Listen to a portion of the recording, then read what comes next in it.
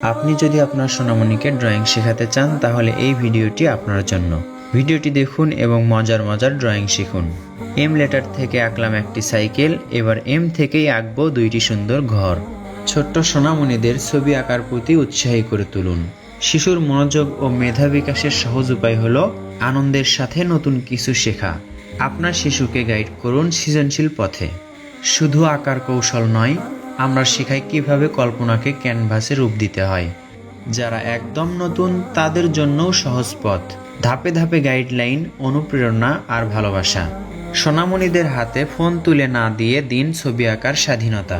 খুবই সহজে এবং কৌশলে ড্রয়িং শিখুন আমাদের সাথে থেকে। আমি এটাই মনে করি, আপনাদের শেখাতে পারলে আমার সার্থকতা।